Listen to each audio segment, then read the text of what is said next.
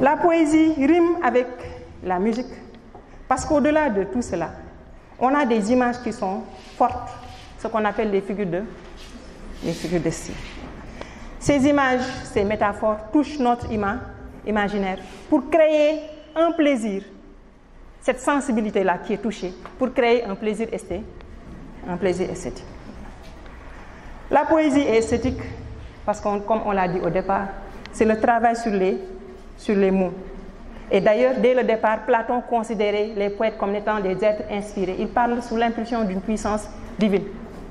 C'est Dieu qui les inspire pour écrire, tellement que les textes sont bien écrits. Plus tard, Boileau l'a théorisé dans l'art poétique pour faire de la beauté la seule dimension nécessaire en poésie. Plus tard, cette notion est devenue une figure, même pas une figure de style, un courant littéraire avec les Parnassiens. Voilà. Et ça, vous le savez déjà. Ce même travail a continué avec les surréalistes, avec les symbolistes qui ont initié le poème en prose avec Baudelaire, le vers impair avec Verlaine, le vers libre, précurseur un peu de l'idéologie surréaliste avec Arthur Rimbaud.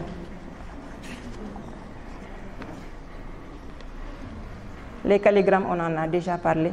Voilà. Donc, on retient que la dimension esthétique, c'est toutes ces formes de beauté qu'on retrouve, mais c'est surtout le travail que le poète effectue sur les mots. La littérature est également expression du moi. Lorsqu'on parle d'expression du moi, en poésie, on parle de lyrisme, en référence à la lyre d'Orphée. Voilà.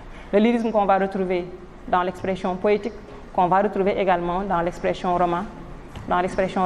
Expression du moi, expression de ses sentiments. Voilà. L'expression du moi est un moyen d'épanchement. C'est un moyen d'épanchement. Du Bellay le dit dès le XVIe siècle. Je me plains à mes vers si j'ai quelques regrets. Je ris avec eux, je leur dis mon secret, comme étant de mon cœur les plus sûrs secrétaires. Puisque c'est la sensibilité qui est touchée. Donc c'est normal que le poète puisse exprimer cette sensibilité. Le lyrisme renvoie surtout dans les thèmes majeurs, c'est le thème de l'amour. Un amour qui peut être partagé, un amour non partagé, comme dans le cas de Ronsard. Lui, il aime toujours, mais personne ne l'aime. Voilà. Un amour perdu, comme dans le pont Mirabeau avec Apollinaire. Un amour malheureux, dans le cas de Louise Labbé. Je vis, je meurs. Elle est entre les deux sentiments, tantôt heureux, tantôt malheureux, en proie aux affres de l'amour. Voilà. Ça peut aussi porter sur la perte d'un être cher. Là, vous l'avez dans le cas de Victor Hugo. Oui, ça, vous le savez.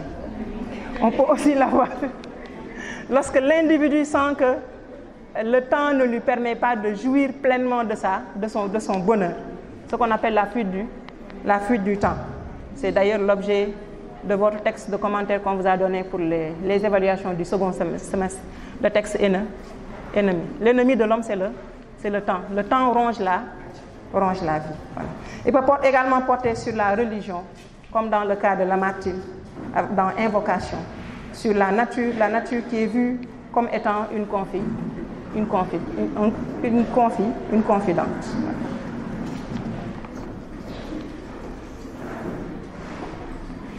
Ronsard, voilà. Au XIXe siècle, quelqu'un comme Gautier, qui est parnassien, n'a même pas échappé à cette orientation. Puisque pour lui, il avait déjà dit dans le pain des Landes, c'est lorsque le poète est blessé qu'il sort vraiment son génie créateur. Malheureusement, après, il a rejoint l'orientation esthétique. Voilà. Dans le XIXe siècle, le lyrisme est devenu un courant littéraire. Voilà. Avec la génération de Victor Hugo, Alfred de Musset, Lamartine, Nerval, Vigny, qui ont tous centré leurs écrits sur l'expression du moi, l'expression du jeu, l'épanchement, la confidence, le jeu qui se met à découvert. Lamartine l'a dit, ce n'était pas un art, c'était le soulagement de mon propre cœur. Et Musset le rejoint. Les chants les plus désespérés sont les plus beaux. Parce qu'il considère que la poésie ne se résume pas seulement à l'esthétique, ne se résume pas seulement à la création, mais il lui faut un contenu, il lui faut un message à véhiculer. Et ce message, pour eux, ils l'ont choisi, c'est de pouvoir exprimer leur ressenti. C'est leur ressenti. Voilà. On retrouve également la même orientation chez les symbolistes, également chez les surréalistes. Les surréalistes qui ont expérimenté la guerre, qui ont expérimenté l'amour, dans Capitale de la douleur, par exemple, avec Paul Éluard, dans le texte La courbe de tes yeux. Si on en revient à la littérature africaine, le lyrisme a toujours fait partie, à mon avis, de la littérature africaine. Parce que les Noirs américains, fils d'esclaves, petits-fils d'esclaves, descendants d'esclaves, ont utilisé la poésie pour exprimer leur état de marginalisé dans la société américaine. Ils ne retrouvaient pas leur place de vrais Américains. Donc la poésie a été pour eux le moyen d'extérioriser leur mal-être. C'est un texte que nous apprenions quand nous étions au primaire. Je ne sais plus si vous l'apprenez aujourd'hui. Le texte en grandissant. On grandit, on est naïf, on ne connaît pas la réalité. Mais plus on grandit, plus on se rend compte qu'il y a un mur qui sépare les Noirs américains avec les Blancs américains. Voilà. Chez Senghor, la poésie rime avec les choses du cœur, comme il l'a dit. La poésie est l'art de chanter et de conter les choses du cœur. C'est pour cela qu'il est plus dans l'épanchement. Il raconte ses souvenirs d'enfance. Il raconte son déchirement entre les cultures occidentales et les cultures africaines. Il nous narre également ses peines, comme la mort de son fils. Il nous narre ses espoirs dans Mon Calvaire. Cette orientation également est reprise par Damas, les poètes de la négritude. Damas également, qui ne se sentait pas à sa place dans la société antillaise, parce qu'on avait une politique française qui était plus assimilationniste, ce qu'il ne pouvait pas supporter. D'ailleurs, il l'exprime bien dans son texte Solde. La poésie lyrique permet de partager les souvenirs d'enfance. Dans le roman, par exemple, on a Enfance de Sarot. Les souvenirs d'enfance, on l'a avec Camara Lai, l'enfant noir. Ça, ce sont les grands textes. Avant Camara Lai, on dit qu'il a un peu copié de Richard Wright, Black Boy, mais ça, c'est à revoir. Les souvenirs d'enfance, je crois que je l'avais noté, voilà. Le roman que vous avez étudié cette année, L'étranger, Albert Camus également a rédigé ses souvenirs d'enfance dans son œuvre Le premier homme. Nafissatou Diallo nous raconte ses souvenirs d'enfance dans De Tilène au Plateau. Quelqu'un qui naît à Dakar s'y retrouve pleinement. Voilà. L'expression du moi permet au lecteur également, à l'auteur de se justifier, de justifier ses actes, de justifier son parcours, de redorer son image auprès du lecteur. Et c'est ce que Rousseau a fait dans ses confessions. On a également le cas de notre ancien président Abdou Diouf, qui a également rédigé ses mémoires. On a également le cas de Nelson Mandela, qui a rédigé ses mémoires pour raconter son parcours de combattant. On a également le cas de... Je ne sais plus où est-ce que je l'ai noté. Bon, j'y reviendrai certainement. Le cas de... Vous l'apprenez en classe de 6e, 5e. Le cas de Marcel Pagnol, je crois. Voilà. Dans le premier livre, il raconte son enfance. Dans le deuxième, il parle de sa vie d'adulte. La littérature, en troisième lieu, comme expression du moi, permet à l'écrivain de partager sa vision du monde. Sa vision du monde, la manière dont il conçoit les choses, son environnement. C'est ce que fait Coderlos Laclos et le marquis de Sade au XVIIIe siècle. Ils sont typiquement dans le libertinage.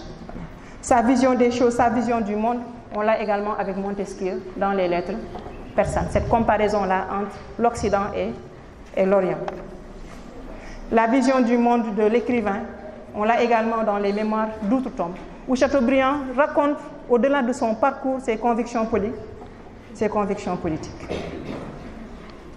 Sa vision du monde, un peu, est sous-entendue dans une si longue lettre. Comment Mariama voit, conçoit la société sénégalaise à travers le prisme de la polygamie. Voilà. On en vient à la littérature militante. La littérature militante, c'est une littérature qui se veut utilitaire, différent de la littérature de l'art pour l'art, qui ne trouve aucune autre utilité à l'art, à l'écriture que la fonction esthétique. Ici, on a une fonction très, très, très profondément sociale. Une fonction sociale qui est au service de l'homme. Au service de l'homme. Parce que l'écrivain est un homme dans la société. Il n'est pas né ex nihilo. Il n'est pas venu sur Terre comme ça par hasard. Non. Il est né dans une société. Une société qui lui imprime ses marques. Une société également qui vit des événements auxquels lui, il n'est pas étranger. C'est pour cela que la littérature est fille de l'histoire. Parce que ces événements marquent les écrivains qui le reprennent dans leur texte.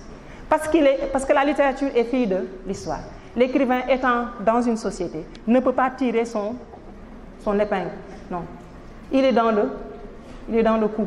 Il ne peut pas rester là-bas en simple spectateur, comme l'a dit Jean-Paul Sartre. Il est obligé de s'engager. Il prend part aux souffrances et aux joies de la communauté, de la société. Ça, Albert Camus est également revenu sur cette notion dans son discours de Suède. D'ailleurs, il a magistralement démontré dans son roman La Peste. Auparavant, c'était notre œuvre au programme. Maintenant, vous ne l'étudiez plus. Mais dans La Peste, c'est fondamentalement la notion d'engagement qui est mise en exergue avec son personnage, le docteur Ria. Voilà. Donc l'écrivain s'engage. Et quand il s'engage, il prend en charge les soucis de la société. Sur le plan social, sur le plan politique, dans une dimension parfois aussi moraliste. Il devient le guide, il devient le porte-parole. Et ça, vraiment, les poètes de la négritude l'ont formidablement démontré. Donc, en poésie, on la retrouve depuis le XVIe siècle avec la prise en charge des guerres de religion. Au XVIIe siècle, on l'a avec Jean de La Fontaine, qui s'insurge contre le pouvoir absolutiste de Louis XIV. On l'a également avec Victor Hugo, qui est engagé sur le terrain et sur le plan littéraire dans ses châtiments. Il a été tellement engagé qu'il a fini par s'exiler. Voilà. Les surréalistes, n'en parlons pas. Ils sont vraiment militants. Beaucoup ont été déportés. D'autres sont morts à cause de leurs idées, à cause de leur engagement. Engagement dans la guerre, ils l'ont subi. Engagement également dans la résistance. Parce qu'ils ont été obligés de galvaniser les Français, de les pousser à se révolter contre l'occupation allemande. Ça, il faut vraiment le reconnaître là, ce mérite. Et ils ont été engagés sur toute la ligne. Pratiquement tous les surréalistes ont été engagés soit sur le terrain, soit sur le plan littéraire. Les textes, il y en a à pléthore. Ils s'engagent, par exemple, aussi pour dénoncer la discrimination. Et là, on est surtout dans la littérature africaine, depuis la négro-renaissance, avec Langston Hughes, avec Kunti Kulon, avec Peter Abrahams dans la littérature africaine. C'est ce Sud-Africain-là qui choisit de dénoncer l'apartheid. Voilà. Son œuvre a également été étudiée, la génération de notre bibliothécaire, Marie-Pierre, Madame Mandel. Voilà. Je ne suis pas un homme libre. La dénonciation de l'apartheid. On l'a également chez les poètes de la négritude.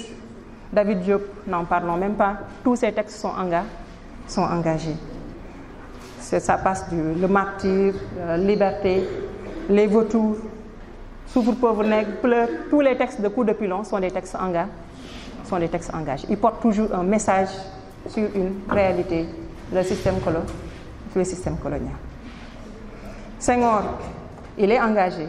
il est également dans l'expression de sentiments. Il s'est surtout illustré dans la défense des fusillés de Thiaroye, ce qu'il appelle les martyrs dans Aussi Noir. Dans le roman, on a également ce militantisme. Parce que le roman, comme le dit Matout, le roman doit blesser la conscience de la société. Blesser la conscience de la société. Ça veut dire qu'il doit choquer. Il doit éveiller les consciences. Il doit permettre au lecteur de mieux voir, de mieux appréhender les enjeux de son temps. Avec un seul objectif, l'espoir de l'améliorer. Ça veut dire qu'il doit pousser à l'action. Il doit ajouter un plus à la société. On ne s'engage pas pour rien. Hugo a toujours été engagé dans Les Misérables, dans le dernier jour d'un condamné, où il s'insurge contre la peine de mort. Zola, n'en parlons pas. Dans Germinal, il dénonce la situation des prolétaires. Voilà. Les romanciers africains, c'est de la première période, la dénonciation du système colonial, avec votre œuvre au programme Une vie de Boy de Ferdinand Oyono.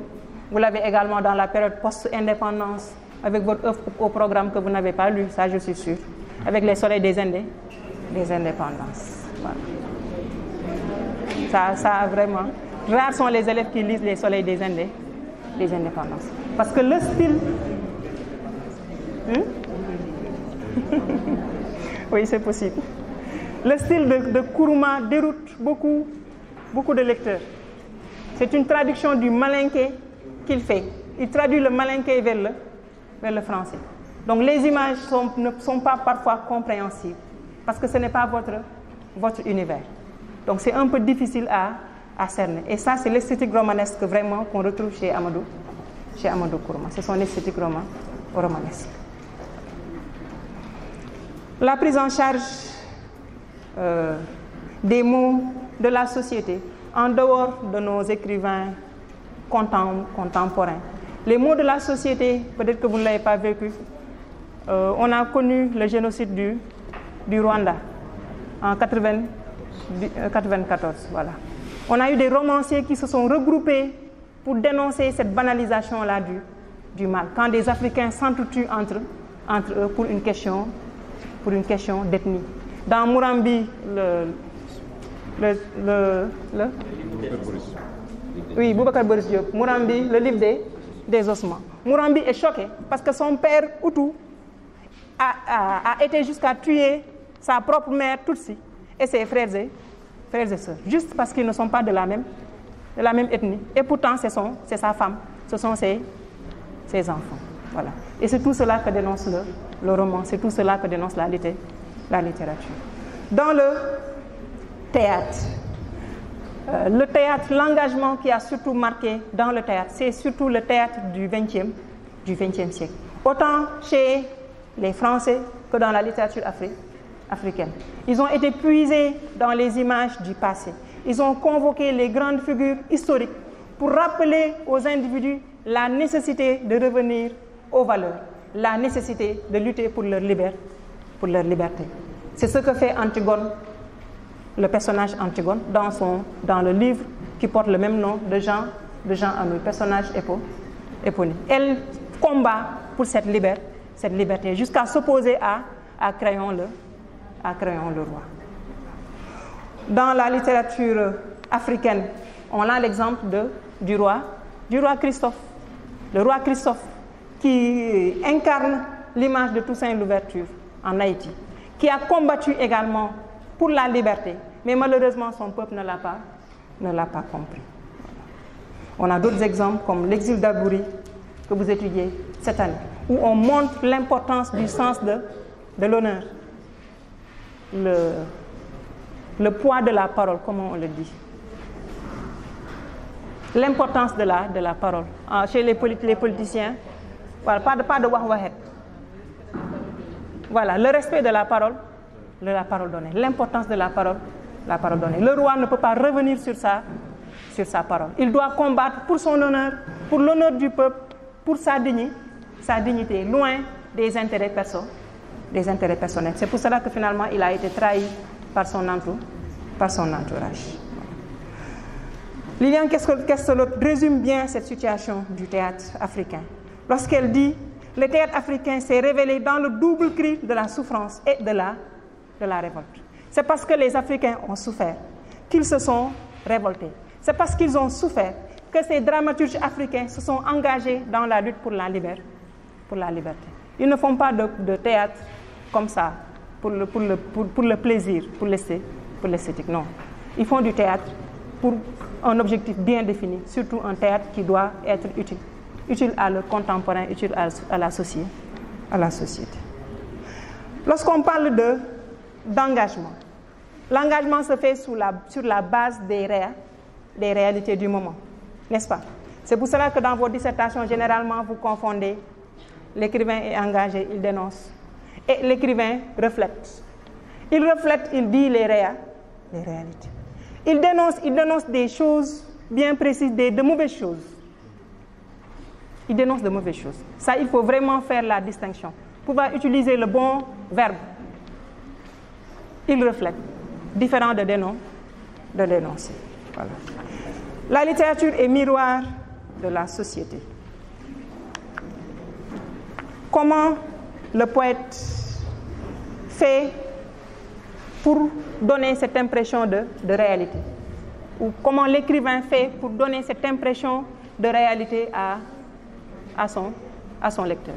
Quand vous lisez une si longue lettre, vous avez l'impression que c'est une histoire qui a existé. Quand vous lisez Une vie de boy, Ferdinand Oyono vous fait croire que c'est une histoire qui a existé, puisque c'est un cahier qu'il a ramassé. Quand vous lisez Le Père Goriot, Balzac va jusqu'à vous donner l'adresse exacte de la pension Vauquer. Il vous dit que c'est à telle rue. L'histoire que je raconte se passe en 1800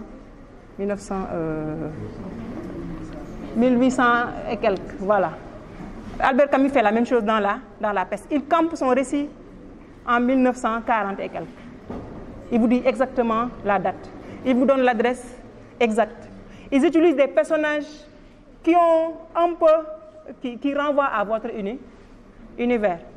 Si aujourd'hui Mariama Ba écrivait son texte avec un personnage qui s'appelle Champfleury, ça ne vous dirait absolument rien, parce que ce n'est pas votre univers. Mais Ramatoulaye, ça vous parle.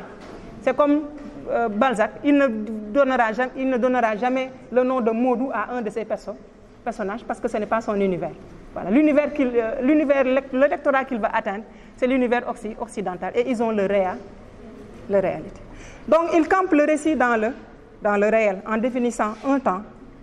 Il définit également une époque. Dans Une vie de boy, c'est le système colonial. Dans Le Père Goriot, ce sont les réalités de France dans le 19e siècle. Voilà. Il campe également son récit, son histoire dans les réalités de la société. Une si longue lettre, vous avez la polygamie. Un champ écarlate, vous avez le problème des mariages mixtes. Chambre 7 de Fatiguien, on a le monde carcéral, la présence des femmes dans le monde carcéral. Voilà. Fatou Diom, celle qui attend, ou le vent de l'Atlantique.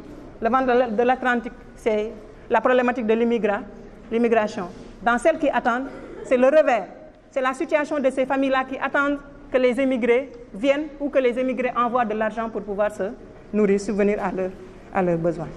Également, pour faire croire que ce qu'il raconte, c'est de la réalité, il peut se baser sur des faits qui sont réels. Et ça, vous l'avez appris en classe de première avec le cas de... comment ça s'appelle? Dans Le Rouge et le Noir, avec le cas de Julien Sorel. Voilà. Il peut se baser également sur des événements historiques qui ont réellement existé. On l'a dans le cas du génocide rwandais. On l'a également dans le système colonial. On l'a avec Ousmane Sembène dans la grève des cheminots du Dakar-Niger, dans les bouts de bois de Dieu. Il peut également faire appel au roman épistolaire, puisque c'est quelqu'un qui écrit. On se dit forcément que c'est quelqu'un qui a existé. Dans le roman autobiographique, n'en parlons même pas. C'est l'écrivain qui raconte sa propre vie. Donc forcément, on se dit que c'est de la réalité. Et on a l'exemple de Michelle Obama qui a raconté son histoire, son parcours dans Devenir. Voilà. Donc, faire croire à la réalité.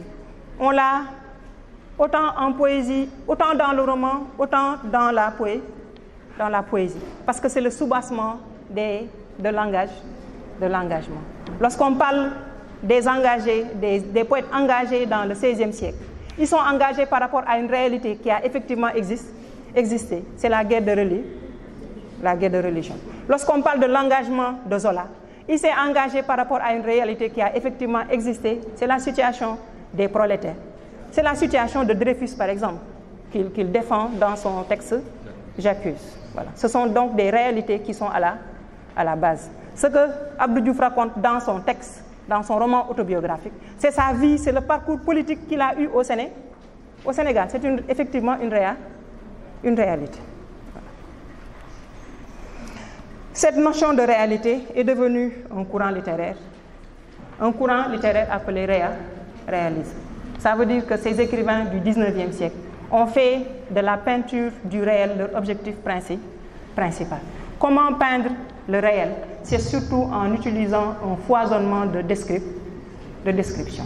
La description plonge le lecteur dans le texte, lui fait croire qu'il est dans la réalité. Et ça, Balzac l'a formidablement réussi. Voilà. Dès l'avant-propos, il dit qu'il va concurrencer l'état civil. Il va mettre en place un plan qui embrasse à la fois l'histoire et la critique de la société. Ça veut dire que dans ces textes, il aura les événements politiques, les événements historiques. On aura également les faits de la société, le comportement des gens, les mœurs de sa société.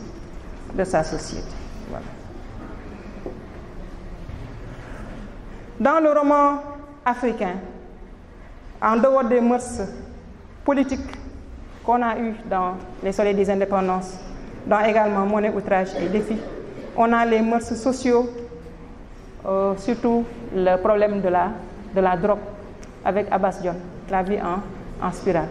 On a eu également le phénomène de la prostitution avec De Pulpe et d'Orange de... Non. C'est un écrivain sénégalais.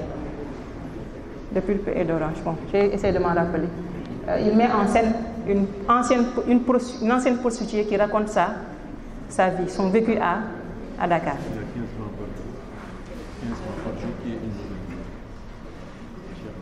De Cheikh Ali Ndaw. Voilà. Le marabout de la Sécheuse. Si. Voilà. Donc, soit ce sont des réalités politiques, soit ce sont des réalités sociales ou historiques. Dans le théâtre par excellence fait effet de miroir, puisque c'est quelque chose qui est regardé. Dès que c'est regardé, on pense que c'est la réalité. Le théâtre fait effet de miroir. Voilà. Puisqu'on a la vraisemblance, on pense qu'on est dans le réel. Seulement, ça reste une illusion, parce que comme je l'ai dit, c'est un jeu de rôle. Voilà. On a l'exemple de 3 prétendants en mari, qui est étudié dans le premier cycle, je crois en classe de 5e, où on met on reflète une réalité, on met à nu une réalité bien africaine. C'est le système de la dot. Voilà. Si tu n'as pas une grosse somme à donner, on ne te donne pas tu ne te maries pas. Voilà. Les hommes sont obligés, comme dans notre société sénégalaise, de débourser. Aujourd'hui, si tu débourses 500 000, personne ne te regarde. On attend les millions. Voilà, c'est la surenchère. Voilà. Si tu n'as pas 1 million, 2 millions, vous n'aurez pas de femme. Donc les hommes, vous avez intérêt à redoubler d'efforts. Plus le temps passe, plus la barre monte. Voilà. Donc vous, certainement, quand vous prendrez femme, ça sera vers 5 millions, 6 millions. Voilà. Et il faut vous vendre cher, très cher. Le mot vendre, vous m'excusez, c'est vraiment pas le bon mot. Voilà. Malheureusement, c'est notre réalité. Cependant, malgré toute cette ambition réaliste, cette ambition vraisemblable, Albert Camus dit que le roman réaliste n'existe pas. Et pourtant, on y retrouve de la réalité. Pourquoi le roman réaliste n'existe pas? Alors que Stendhal nous dit que le roman est le miroir de la société. C'est la reproduction du réel pour les réalistes. Qu'est-ce qui, dans le roman, fausse cette ambition réaliste? Qu'est-ce qui fait qu'un roman ne peut jamais être réaliste? Un roman n'est pas réaliste. Ça veut dire que dans le texte romanesque, quel que soit le degré de réalité, on retrouve toujours une part de fiction, n'est-ce pas? Puisqu'on y retrouve une part de fiction, puisque le roman est le produit de l'imaginaire de son écrivain, on entre dans une deuxième fonction de la littérature, qui renvoie à la fonction fictive, expression de l'imaginaire de l'écrivain. C'est cet imaginaire-là qui fausse l'ambition réaliste. Les réalistes eux-mêmes l'ont reconnu. Dans cette réalité-là, ils sont obligés de faire des choix. Et qui dit choix, dit réalité faussée. Rousseau le dit, dans cette réalité, dans mon ambition de me raconter, je suis obligé de combler mes défauts de mémoire. Donc il y a problème. On n'est plus dans la réalité. On a une part de fiction dans toute ambition réaliste. La fiction, c'est ce qui permet à l'écrivain d'imaginer son texte. Moi, j'ai essayé à plusieurs reprises d'écrire quelque chose, d'écrire un roman. Je mets en place les personnages, j'ai l'histoire dans ma tête, mais je ne peux pas l'écrire. Parce que je n'ai pas cet imaginaire débordant. Il faut avoir un imaginaire vraiment fertile pour pouvoir construire un roman. Ce n'est pas donné à n'importe qui. Voilà. Donc, il use de ses capacités. C'est ce qu'Homère a fait dans l'Iliade et l'Odyssée. C'est un long texte poétique, assez volumineux. Je crois qu'il fait 400 et quelques pages. Assez volumineux. Versifié, où il raconte des faits de guerriers. Lui, vraiment, quand on parle d'imaginaire poétique, c'est Homère. Et il en a. Il raconte des événements, des aventures successives vécues par ses héros. Voilà. Jean de La Fontaine également, bien avant Jean de La Fontaine, on a le cas de Rabelais. Rabelais qui fait intervenir des personnages imaginaires, des surhommes, comme on les appelle, avec Pantagruel et Gargantua. Jean de La Fontaine également fait appel à cet imaginaire-là, en mettant en scène des animaux, en leur donnant des attributs humains, ces animaux qui parlent, ces animaux qui incarnent les hommes en société. Dans la légende des siècles, Victor Hugo aussi fait fonctionner son imaginaire. Il recrée le monde. Il reprend l'histoire de la création du monde. On l'a surtout dans son texte Le Bose endormi. Comment l'homme est venu sur Terre, comment l'homme a évolué suivant les siècles. Dans l'avant-propos de la comédie humaine, Balzac dit que le hasard est le plus grand romancier du monde. Il faut du hasard pour faire le roman.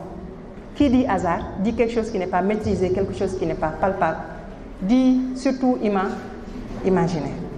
Maintenant, comment le romancier fait intervenir l'imaginaire dans son texte? Qu'est-ce qui nous montre qu'on a l'imaginaire dans un roman? Il invente des personnages qui ne ressemblent pas à nous. Nous, on se lève, on va à l'école, on rentre, on dort. Eux, chaque jour qu'ils se lèvent, ils vivent des aventures. Ils mènent une vie hors du commun, une vie qui ne ressemble pas à notre monde.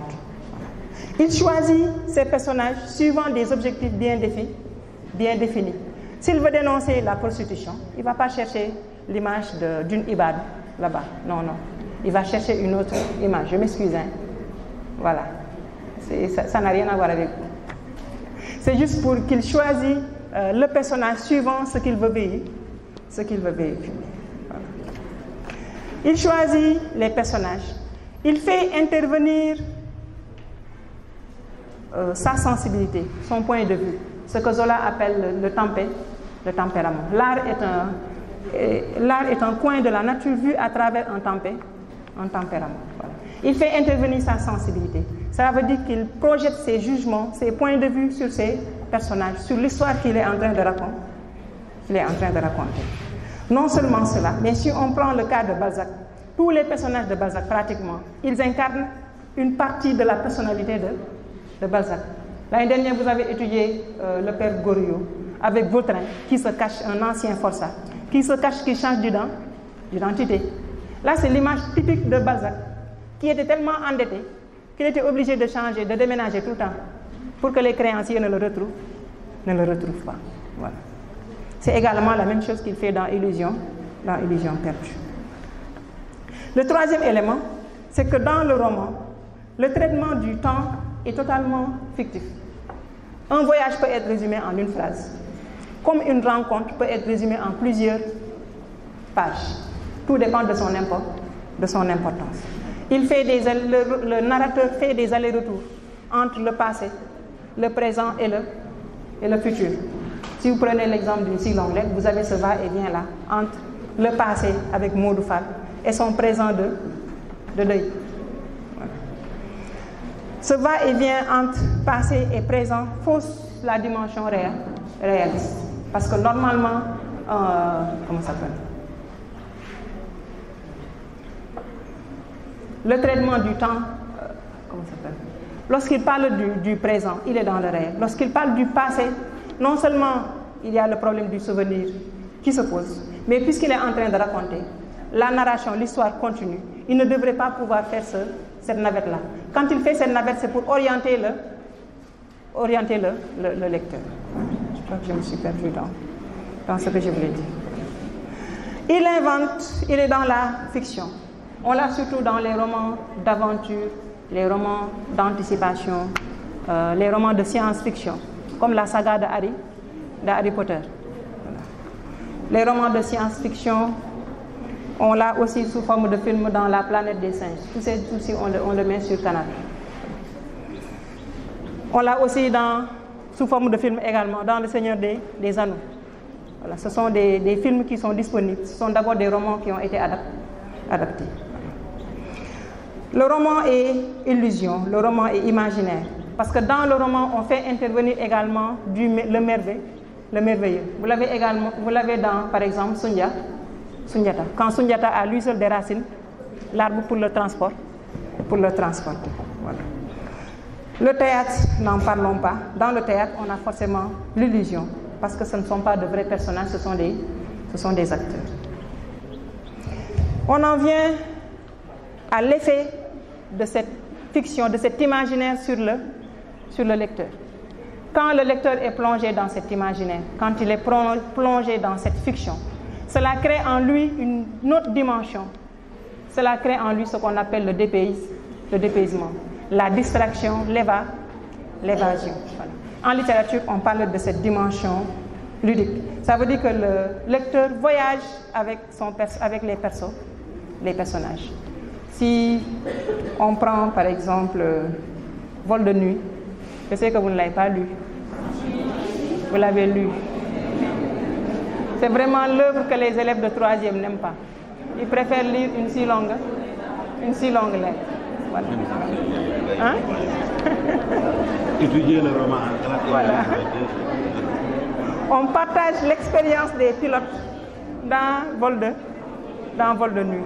On essaie de comprendre la responsabilité de Rivière face à toutes ces décisions qu'il doit prendre. Des décisions qui entraînent beaucoup de risques, qui peuvent entraîner beaucoup de répercussions. Moi, j'ai lu un livre qui m'a vraiment marqué. Et ça, quand je parle de la dimension évasion, vraiment, ça me renvoie à ce livre-là. Le livre s'appelle Cujo. Qui fait espagnol? Un cujo. Le cujo signifie quoi? Cujo. C-U-J-O. El cujo.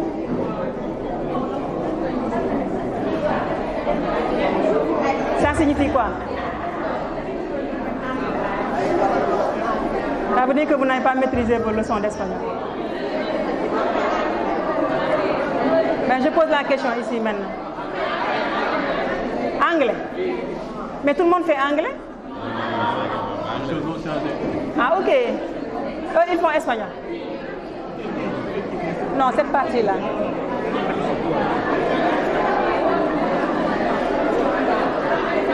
Voilà. Ah, ok. Ok. Oui, c'est vrai. Monsieur Diagne demande de considérer que les élèves qui font espagnol sont absents. Donc, puisqu'ils sont absents, le mot cujo signifie chien. Le chien. Le chien. El cujo.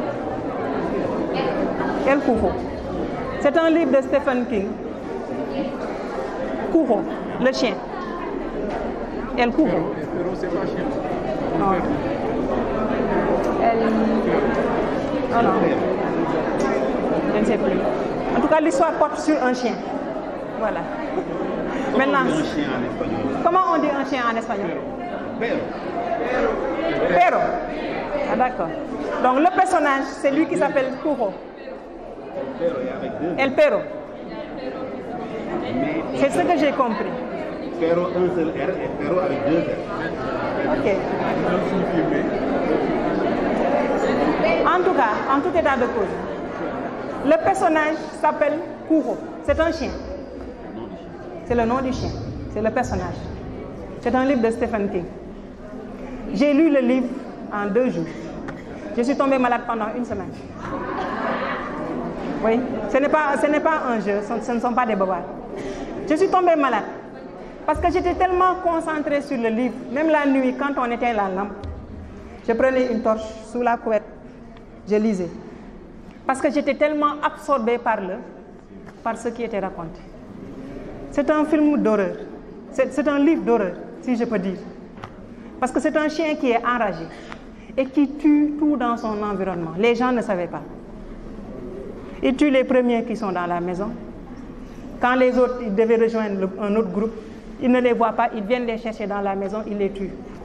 Il attend le 3e groupe. Malheureusement, c'est une femme et ses 2 filles, je crois.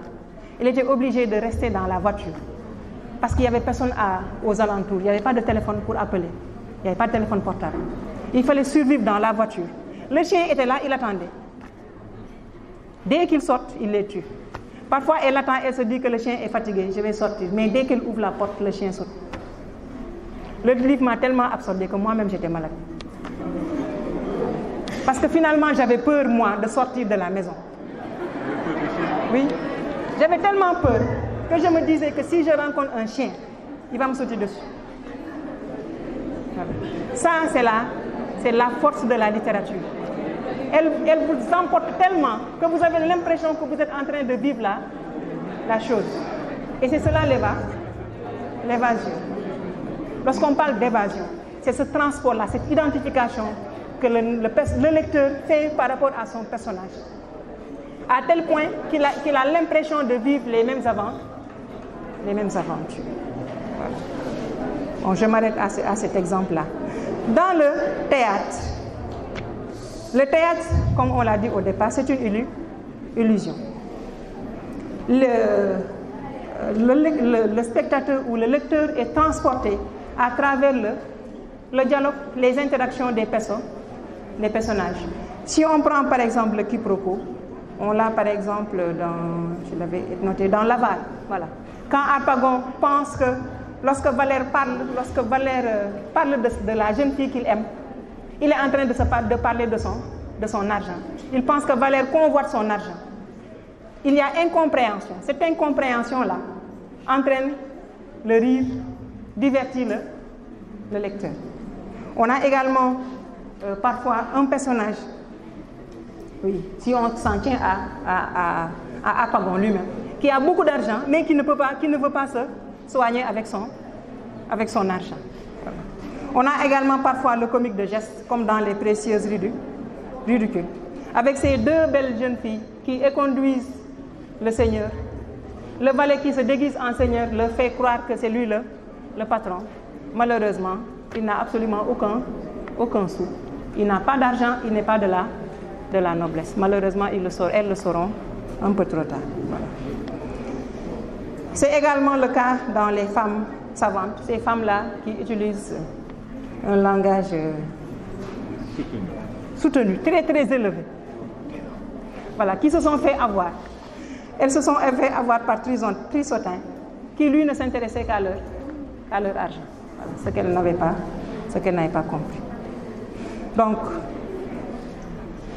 la dimension ludique va de pair avec le divertissement va de pair avec l'évasion.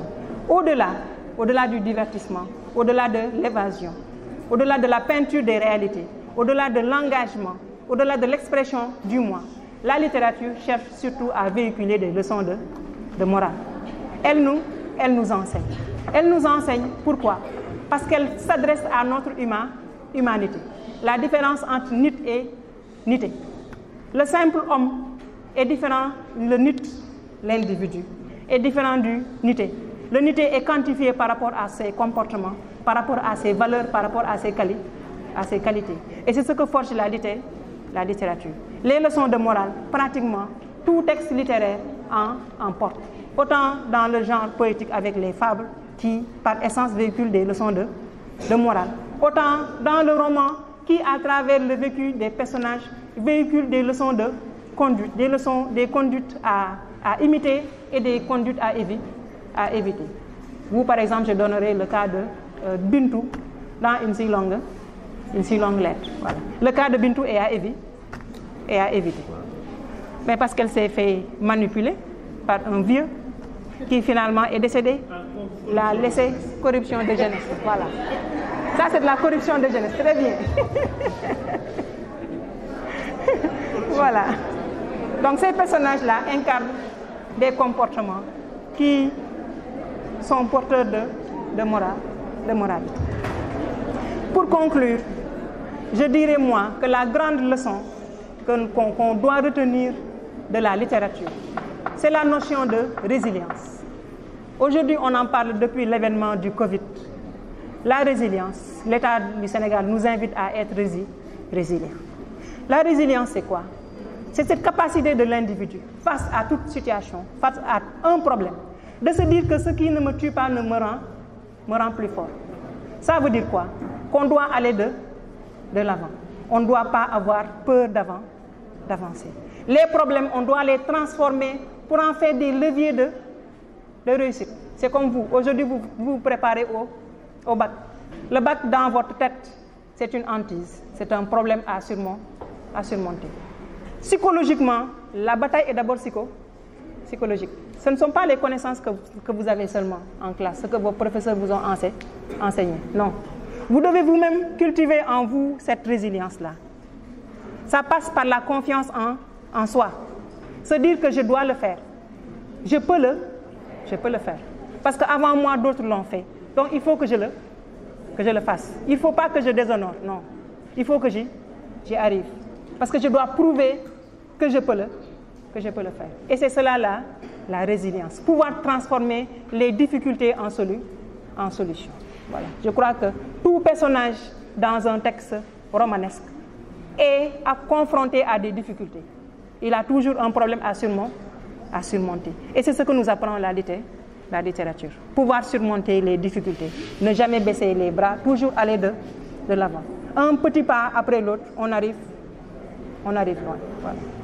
Merci.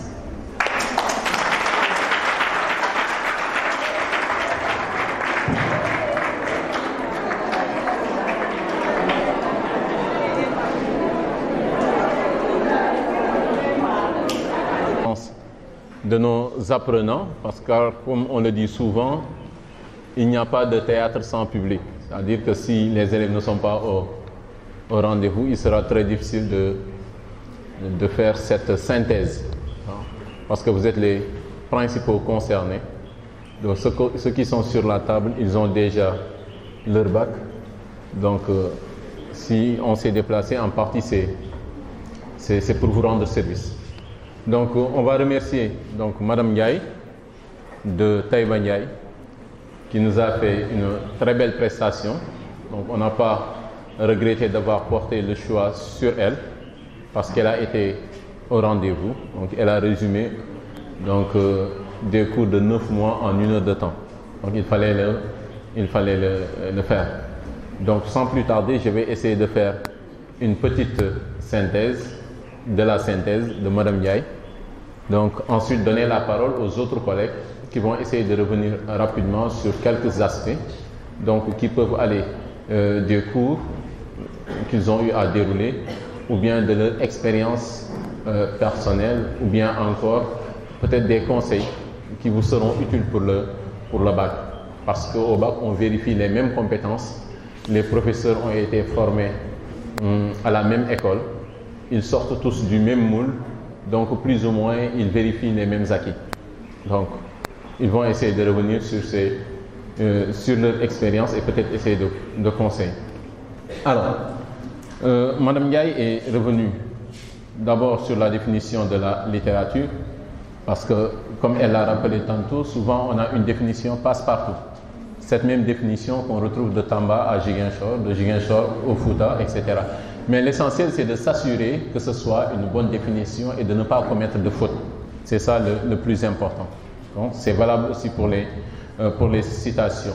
Alors, elle est revenue sur les notions de genre littéraire, les fonctions, mais aussi les notions de courant littéraire. Parce que jusqu'à présent, on a encore des élèves de terminale qui, à quelques jours du bac, confondent genre littéraire et courant littéraire. Et les professeurs détestent, surtout quand ils tombent dès l'introduction sur ce genre d'erreurs. N'oublions pas que vous êtes corrigé sous anonymat, donc il faudra essayer de séduire entre guillemets votre correcteur. Essayez de mettre tous les atouts de votre côté et en évitant surtout ces confusions-là. D'abord, elle a parlé de roman, de poésie d'abord, oui, la poésie, parce que c'est un peu le premier genre que l'on étudie en classe de terminale. Et la poésie qui se différencie un peu du discours, disons, scientifique, comme elle l'a rappelé tantôt, parce que la science essaie de donner une notion, une information, alors que la poésie, au-delà de l'information, s'adresse au cœur, s'adresse au cœur, s'adresse à la sensibilité. Alors, elle a aussi parlé un peu du roman, avant d'en venir aux différentes fonctions, du roman considéré comme le genre le plus populaire, parce que tout simplement le plus accessible, le plus facile à comprendre. Le plus facile à comprendre parce que des fois la poésie peut sembler un peu hermétique, c'est-à-dire difficile à comprendre. Et enfin, elle est revenue sur le théâtre considéré d'abord et avant tout comme un spectacle. Comme un spectacle. C'est-à-dire qu'on va au théâtre pour s'amuser. Certains diront même que le mot comprendre n'existe pas au théâtre. Parce que quand on va au théâtre, c'est tout simplement pour se divertir. Alors, par rapport aux différentes fonctions, pour aller vite, elle a d'abord eu à évoquer la fonction, disons, esthétique, la beauté. La beauté qui se trouve dans les images poétiques, la beauté qui se trouve dans les sonorités, la beauté qui se trouve dans le rythme, la beauté qui se trouve dans la rime. Donc, c'est important de savoir que quand on parle de beauté, surtout en poésie, on se focalise davantage sur tout simplement la forme. On parle de beauté formelle. On se focalise sur la forme et non pas sur le message qui est véhiculé. Même le courant qui en a fait son maître mot, à savoir le Parnasse, donc ces Parnassiens-là, pour éviter même de prendre position, prenez des thèmes qui n'intéressaient personne, des thèmes qui avaient trait à l'Asie mineure, etc., uniquement pour ne pas prendre position. Donc elle y est largement revenue.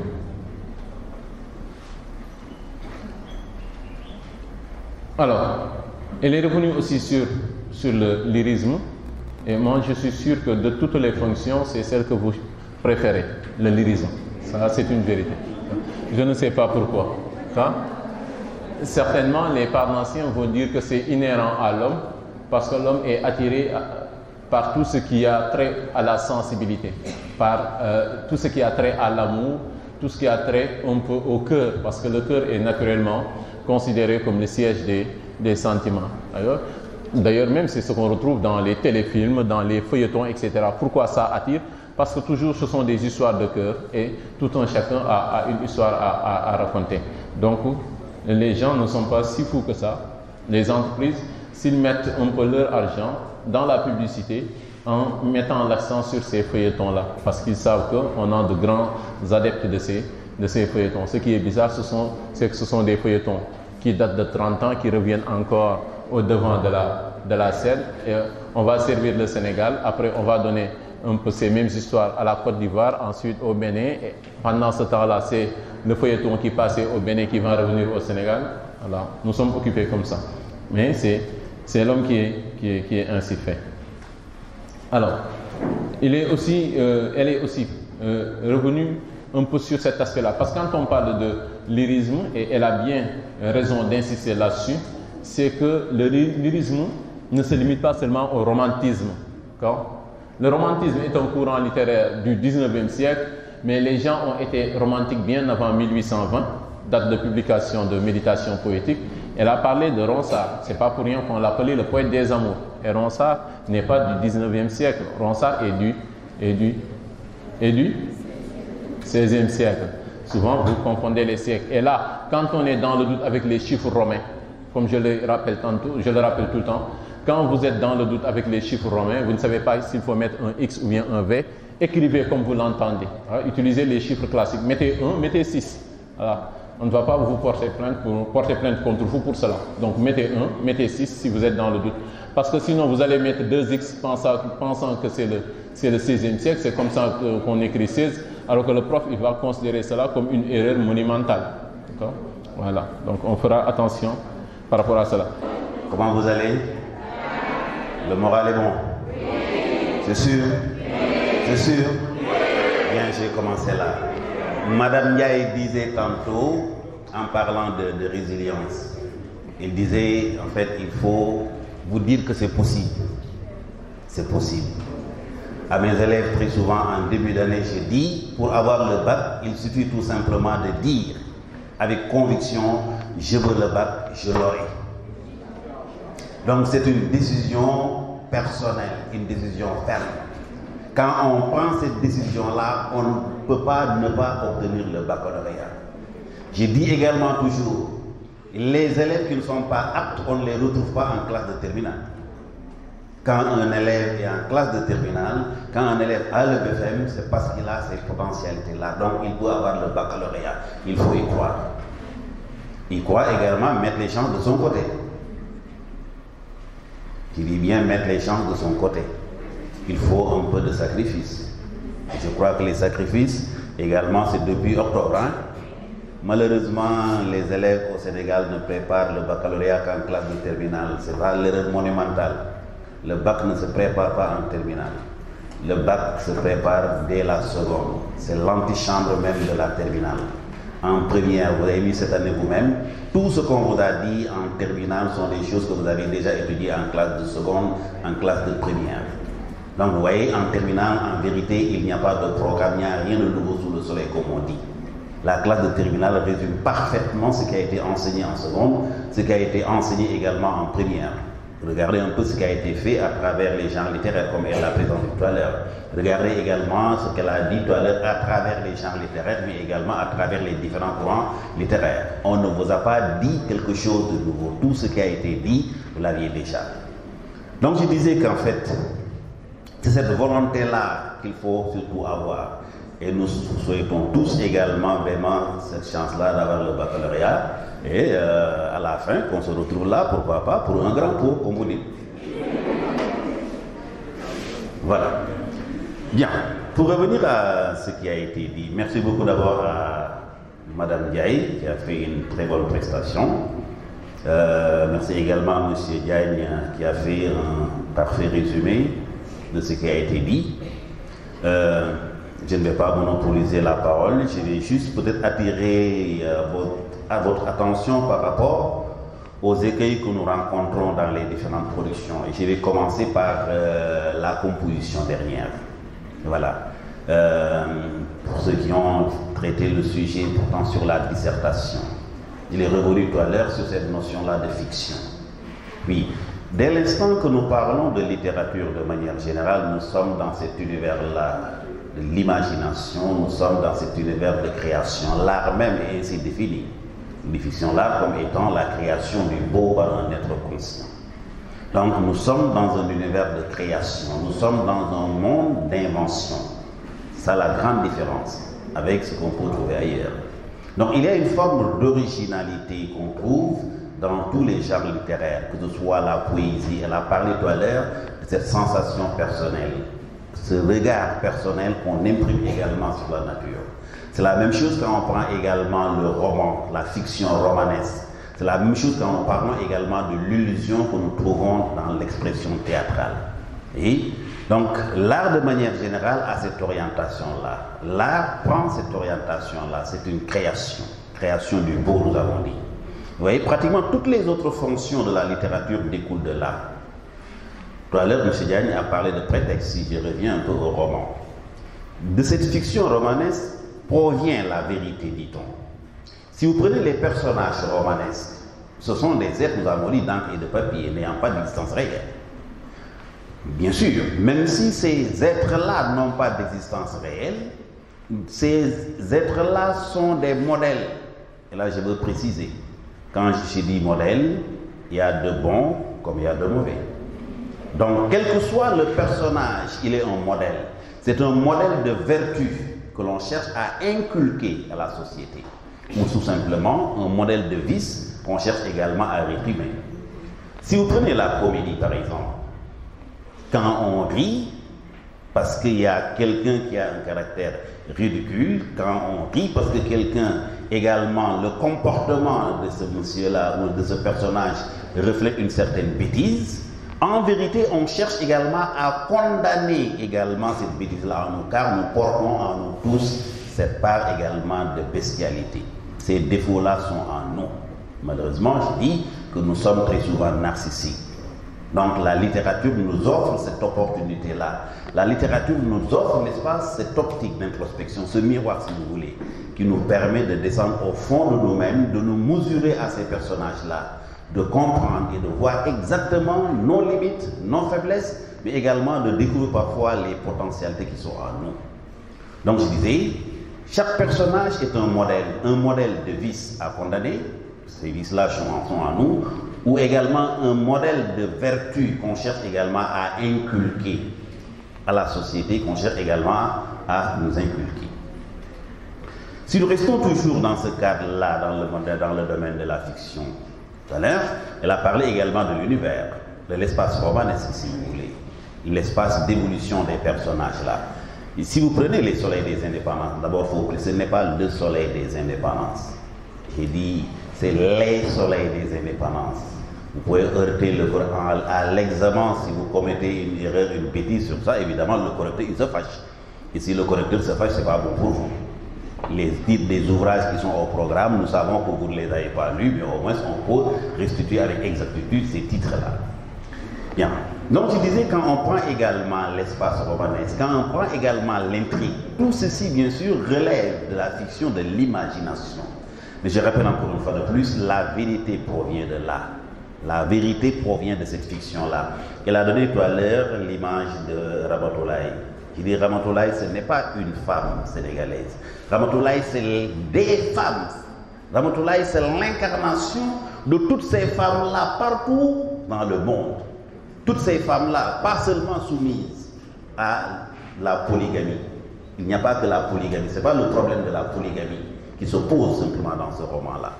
Donc c'est la femme qui veut, n'est-ce pas, s'émanciper. Mais quand on s'émancipe, on se libère de quoi? C'est la grande question. Ce n'est pas seulement la polygamie.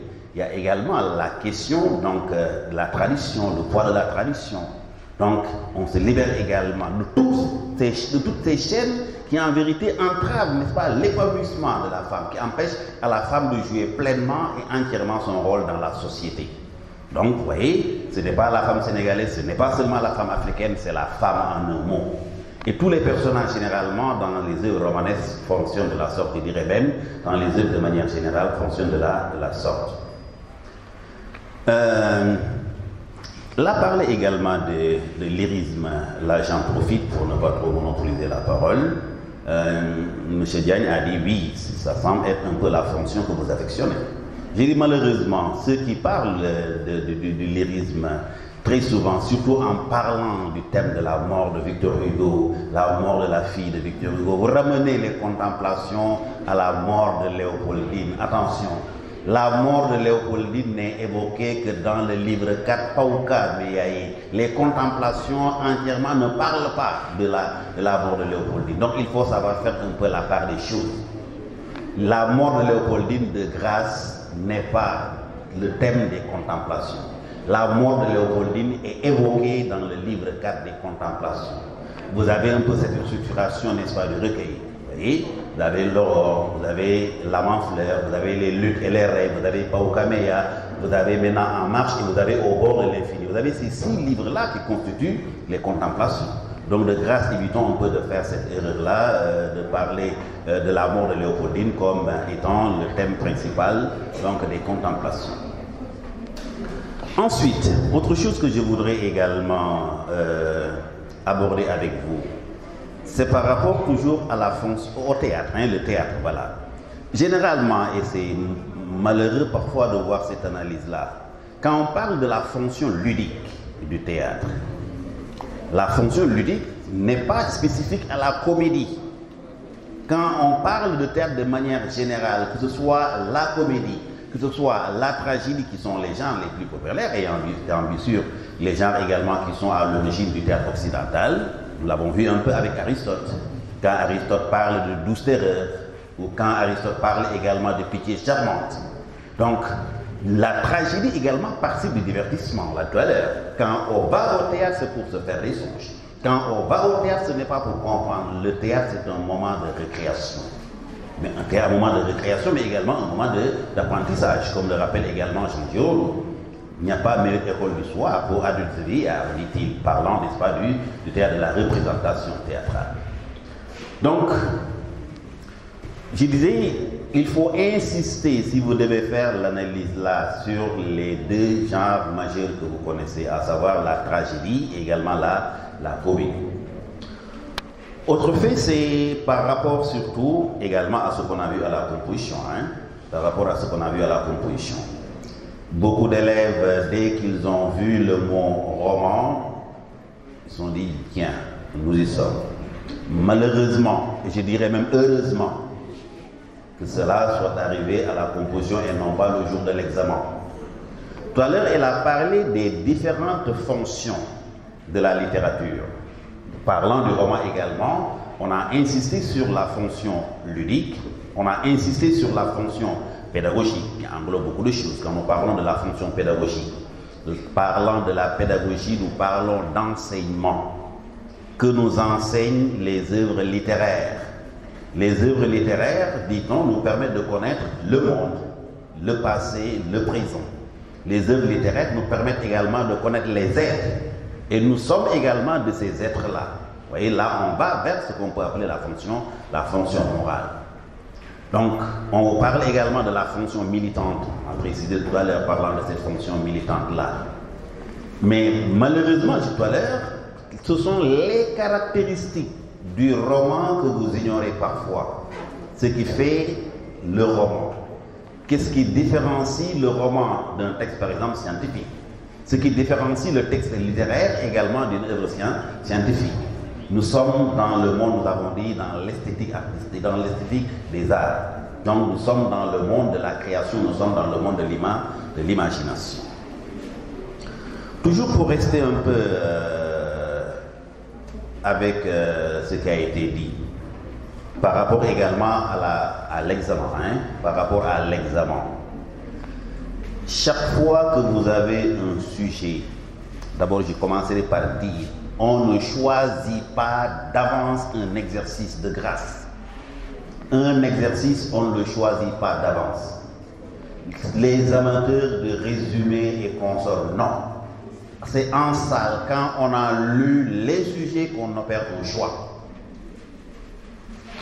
Ceux-là qui se disent, quoi qu'il advienne, je ferai le résumé, c'est une bêtise monumentale. Le résumé peut parfois être plus difficile que la dissertation.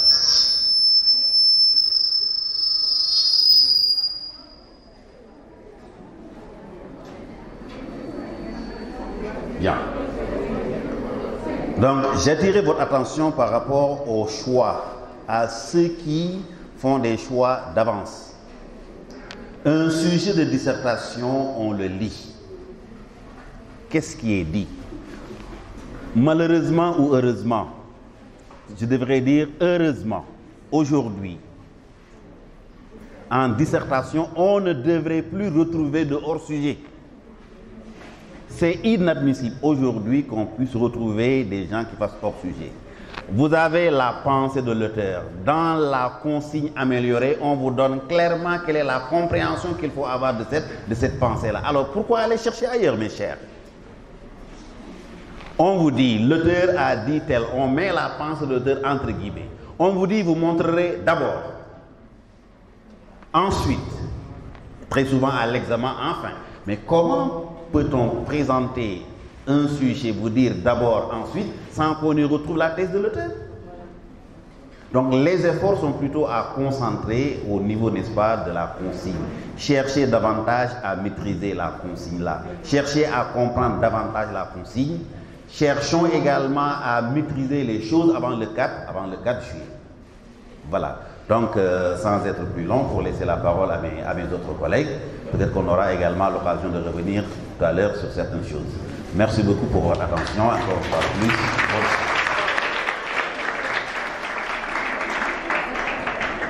Bonjour à tout le monde. Merci d'être venu massivement suivre l'exposé qui nous a été présenté par Madame Ndiaye. Madame Ndiaye, que je tiens à remercier vivement pour sa disponibilité, mais aussi pour les éléments d'explication qu'elle nous a servi et qui ont été assez clairs, je crois. Elle a été assez claire. Voilà. Donc, moi, je reviendrai plutôt sur des conseils pratiques. Des conseils que j'ai à vous prodiguer par rapport à l'examen, par rapport au travail que vous aurez à présenter, surtout en français. Donc, ils nous ont parlé des contenus que vous avez vus cette année. Le programme, il n'est pas long, comme l'a dit M. Tchomban. Et sachez aussi que le bac, c'est l'évaluation de tout un cycle.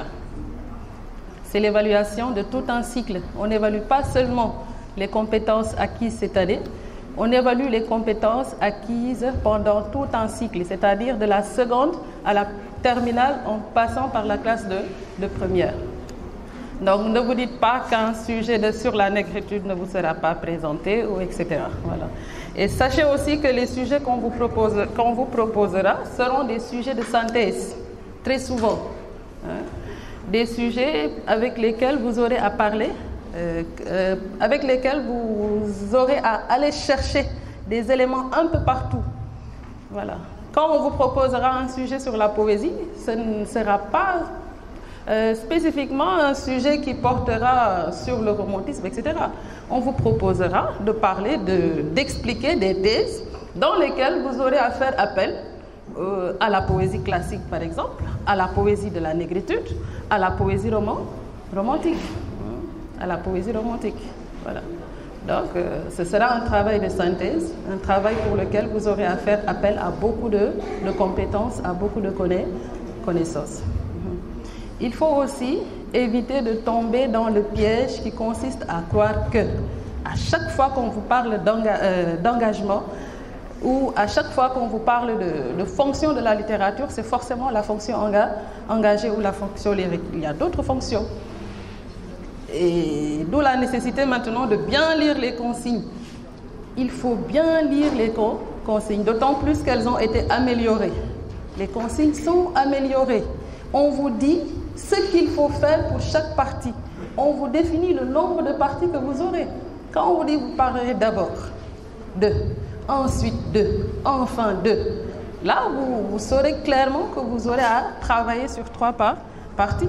Et pour chaque partie, la thèse est définie.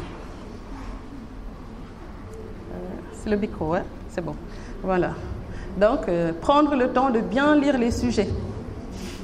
Prendre le temps de bien lire la pensée de l'auteur et de la comprendre. Prendre le temps aussi de bien lire la consigne pour savoir ce que vous aurez à faire. C'est important.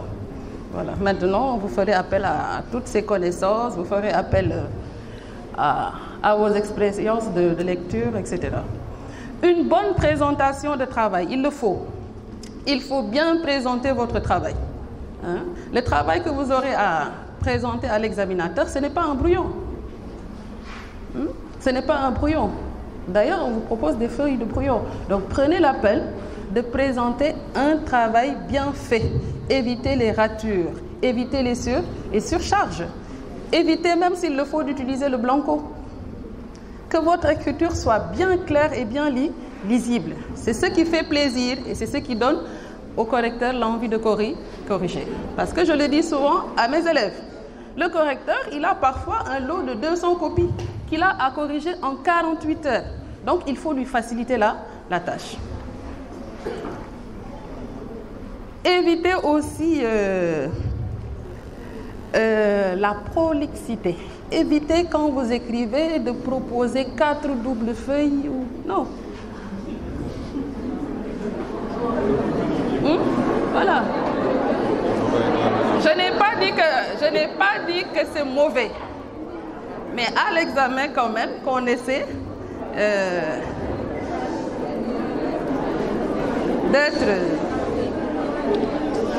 il faut essayer d'être concis.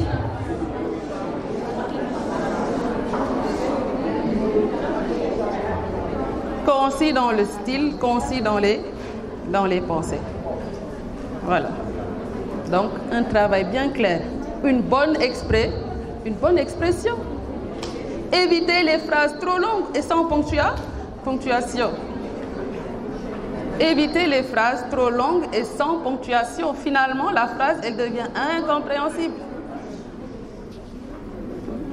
Ce sont des choses à éviter. Donc, n'allez pas dire que maintenant, Mme Diouf a dit qu'il ne faut pas proposer 4... c'est un conseil que je vous donne. Parce que le correcteur qui est fatigué, quand il tombe sur une copie avec 4 doubles feuilles, déjà, c'est une fatigue supplémentaire. Psychologiquement, il est abattu. Voilà. Ça n'empêche pas d'avoir des explications bien claires. Ça n'empêche pas d'avoir des explications bien claires. De proposer aussi des exemples précis. Et des exemples qui illustrent vos arguments.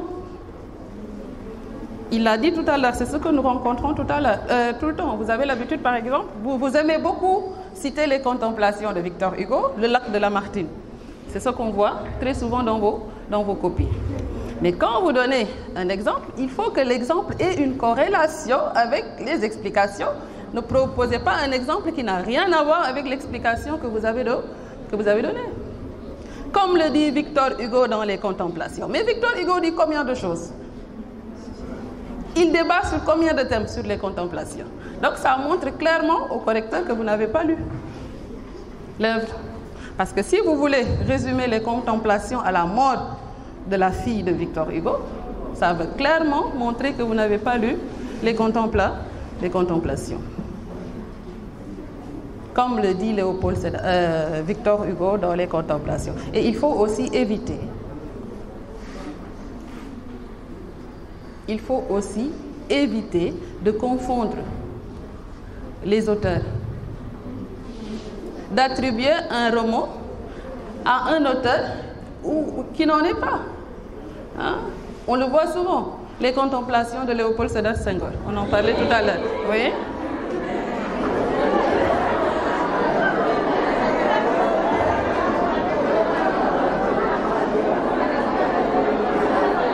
Il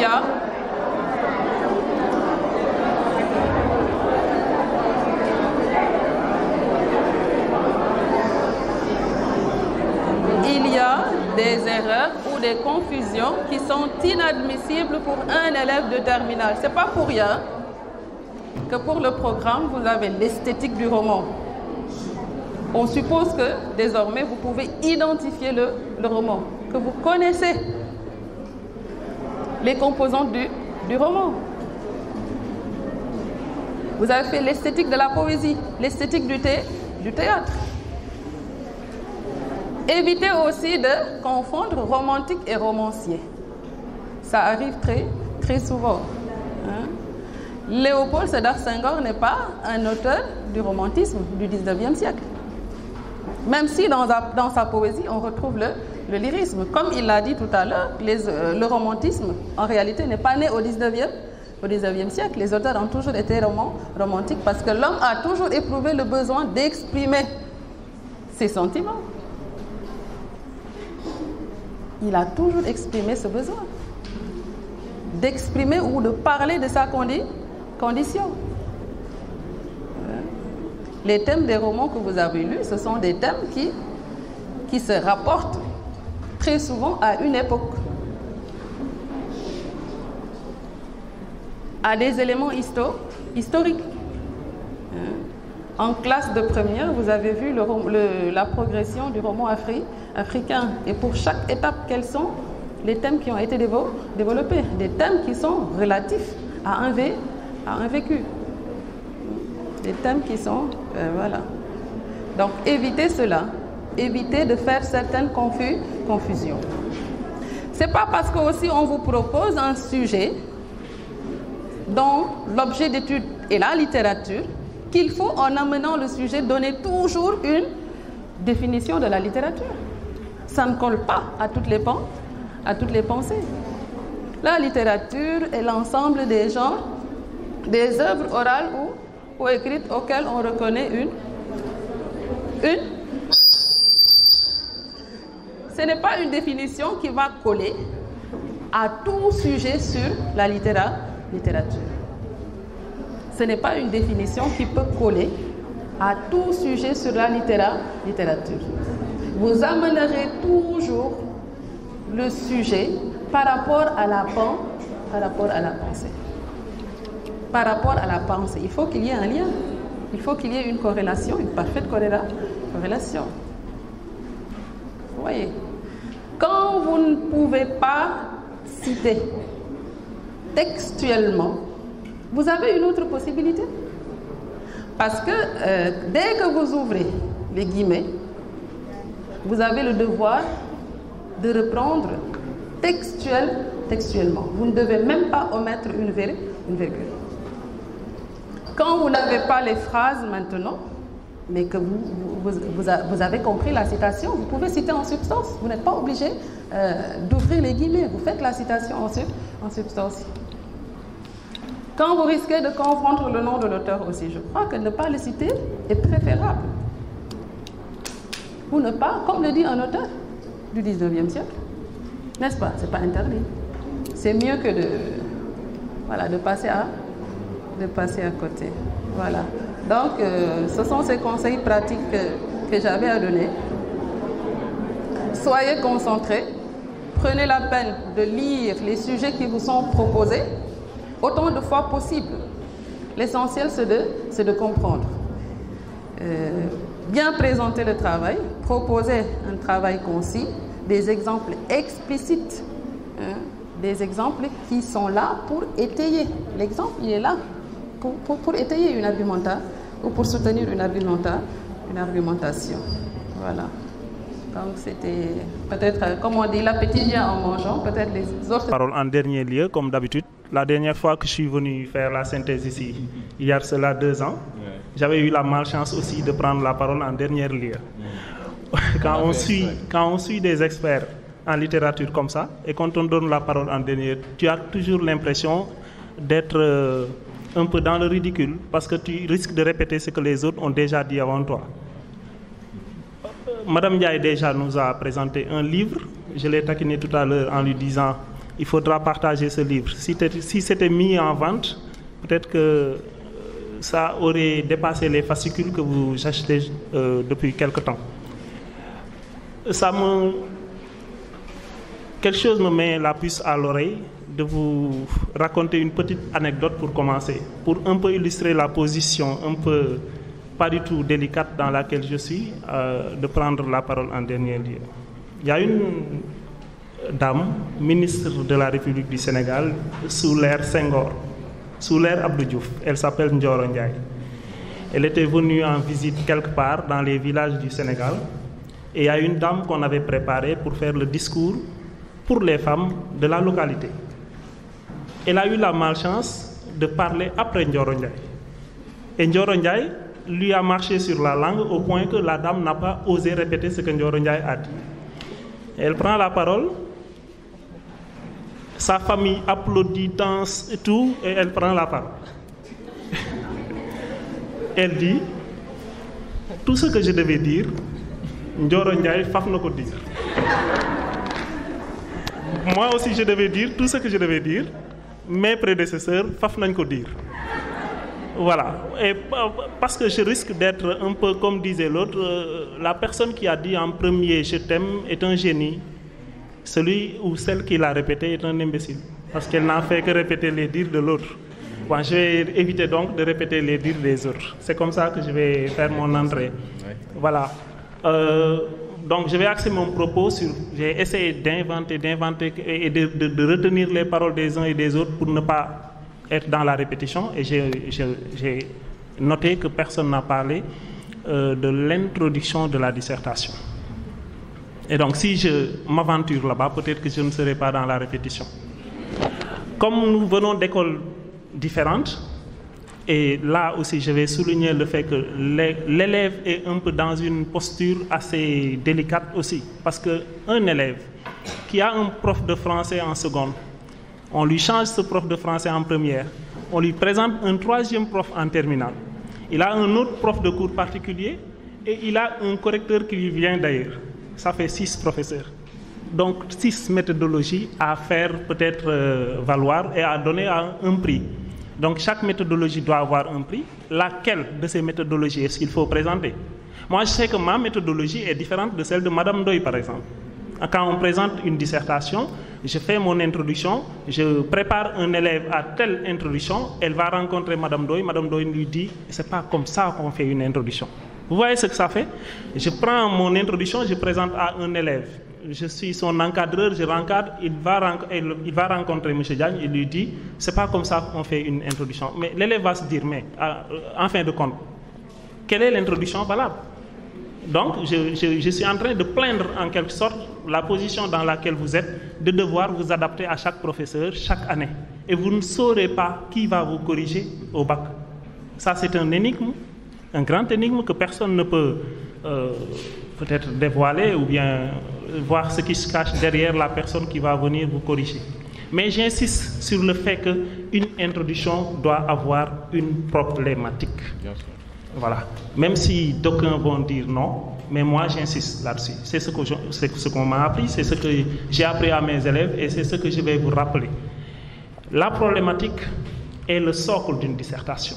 Qu'on soit en philosophie, qu'on soit en histoire, qu'on soit en littérature, donc en français, il faut savoir problématiser. Moi, j'ai un livre chez moi qui s'appelle « Savoir problématiser ». Et quand on va jusqu'à inventer le mot « problématiser » et qu'on vienne nous dire en retour qu'on ne problématise pas, à quoi bon inventer le mot?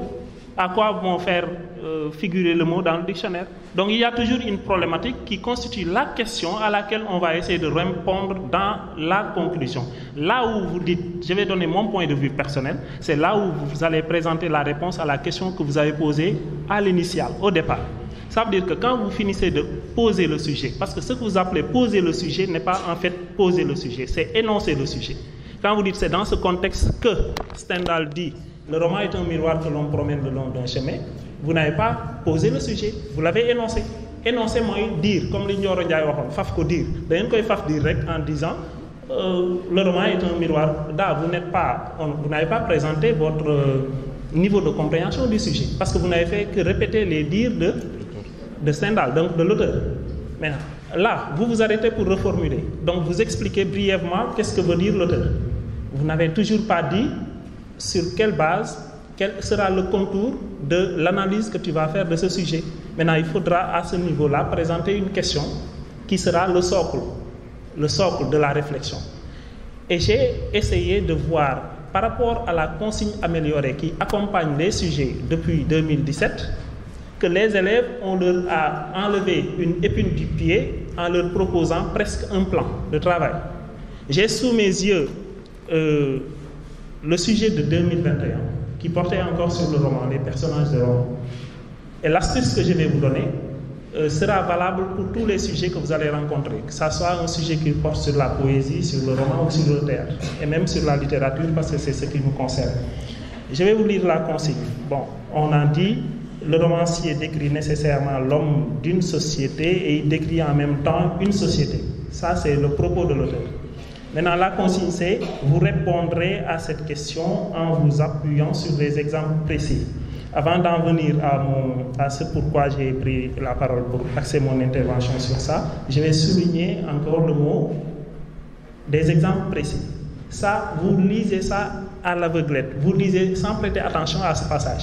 Des exemples précis, Madame Diouf a axé son intervention un peu sur ça. Quand vous dites, vous-même vous annoncez votre plan en disant, avec des exemples précis tirés de nos connaissances ou bien des œuvres au programme, vous-même vous l'avez dit, nous allons d'abord, et vous annoncez votre plan, ça veut dire que le correcteur aussi va s'attendre à ce que vous lui présentiez des exemples précis. Mais malheureusement, on lit parfois toute une partie sans rencontrer une seule fois une illustration, ni citation, ni exemple d'auteur, ni exemple de courant littéraire, ni exemple d'ouvrage. Ce qui fait que votre analyse reste théorique. Ça n'a pas de sens. Donc si ça valait 8 points, cette partie-là, si c'est moi qui vous corrige, je vous réserve.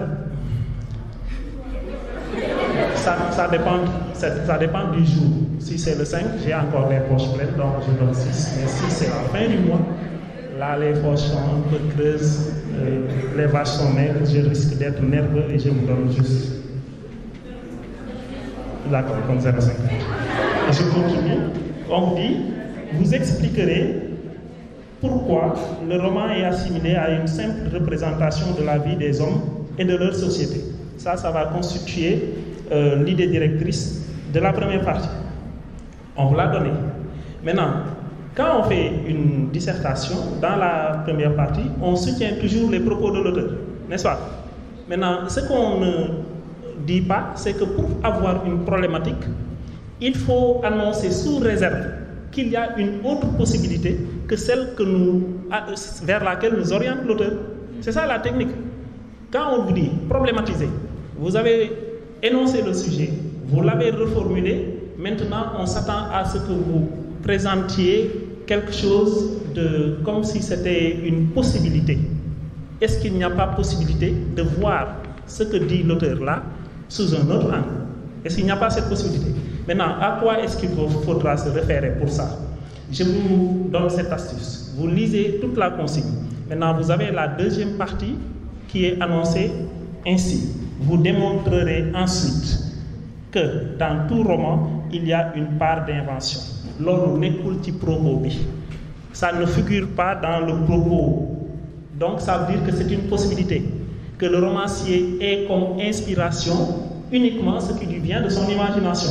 Comme ça ne figure pas dans le propos, et qu'on s'attend à ce que vous traitiez ça dans la deuxième partie, ça doit faire la matière, ça doit constituer la matière sur laquelle vous allez vous interroger pour voir que c'est donc une possibilité que l'écrivain, et le romancier particulièrement, puisse tirer sa matière ou la matière de son œuvre ailleurs que dans le réel, ailleurs que dans l'observation de la société. Comme c'est une possibilité, je vais l'annoncer sous une forme interrogative.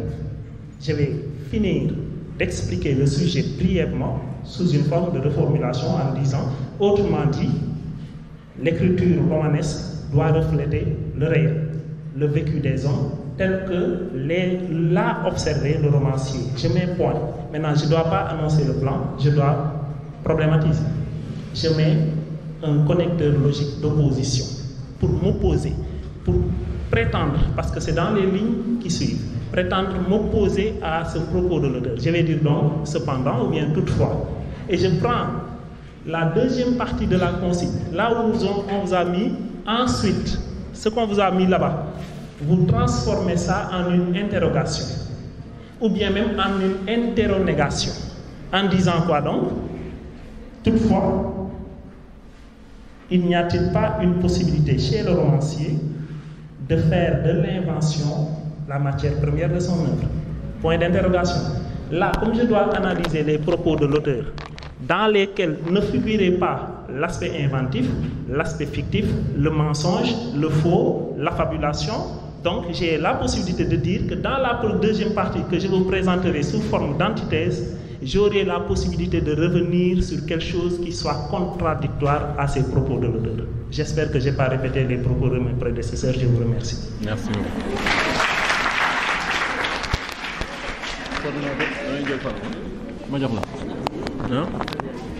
Alors, sans plus tarder, on va donner la parole au coordonnateur de la cellule locale, M. Diop, Et rapidement, après, on va vous donner la parole. Donc, vous préparez vos questions.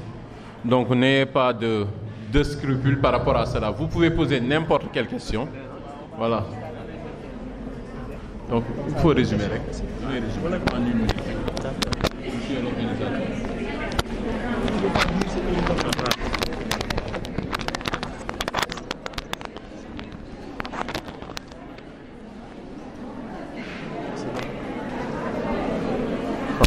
Je reviens encore au micro.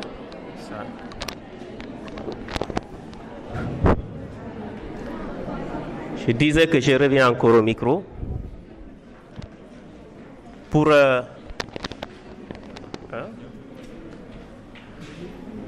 en tout cas féliciter tous les collègues qui ont eu à intervenir,